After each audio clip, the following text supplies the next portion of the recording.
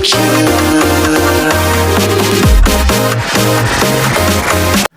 adik-adik, selamat pagi.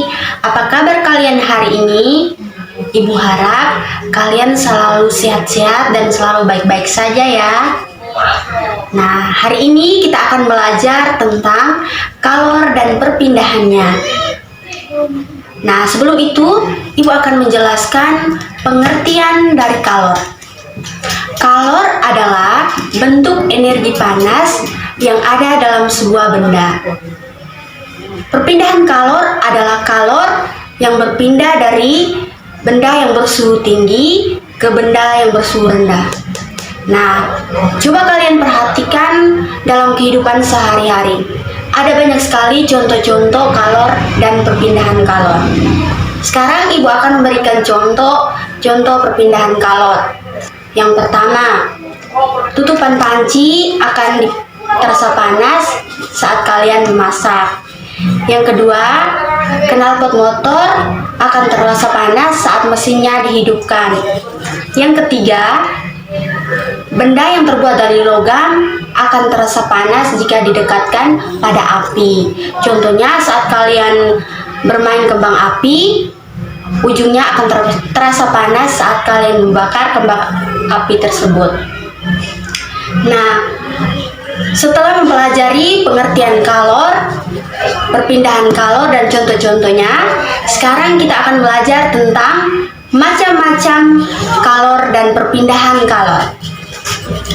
Ada 3 macam perpindahan kalor. Yang pertama, perpindahan secara konduksi. Yang kedua, konveksi. Dan yang ketiga, radiasi.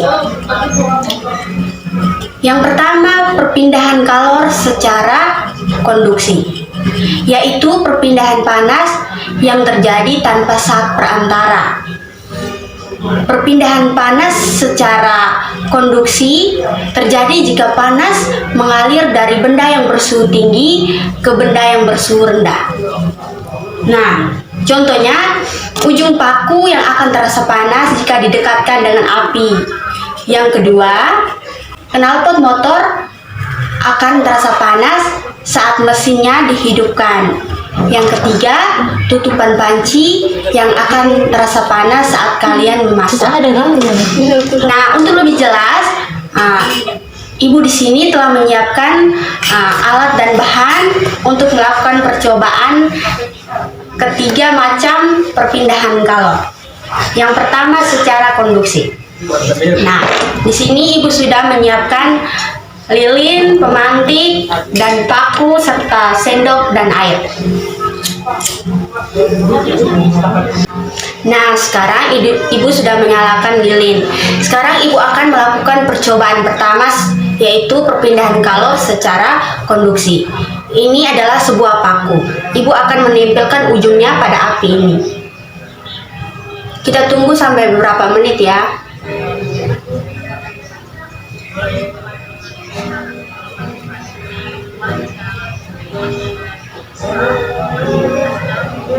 Nah, di sini ujung paku yang tadi ditempelkan pada api, Ibu sudah merasakan panas.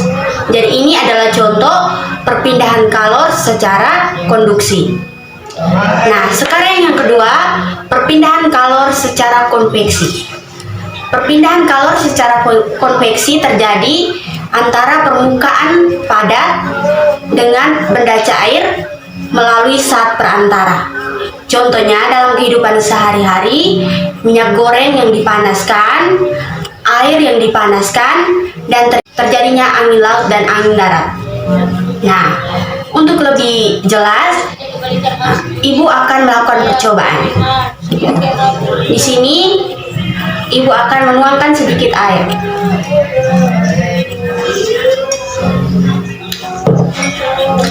Lalu kita panaskan di api. Nah, ini air yang tadi dipanaskan di api, kemudian sudah mendidih dan terjadi gelembung-gelembung. Nah, ini adalah contoh dari perpindahan kalor secara konveksi. ketiga, perpindahan kalor secara radiasi. Perpindahan kalor secara radiasi terjadi tanpa melalui medium perantara.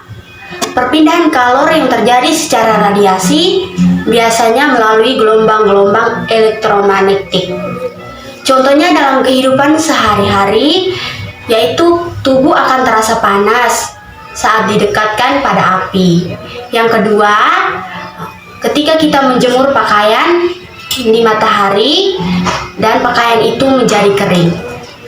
Nah, sekarang Ibu akan melakukan percobaan perpindahan kalor secara radiasi. Di sini Ibu akan menempelkan tangan Ibu di dekat api. Nah, di sini Ibu merasakan panas saat tangan Ibu tempelkan di dekat api. Ini adalah contoh perpindahan kalor terjadi secara radiasi.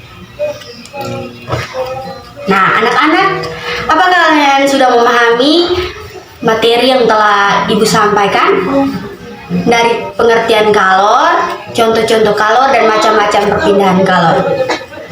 Nah, selain itu Ibu akan memberikan penjelasan tentang manfaat kalor dalam kehidupan kita sehari-hari.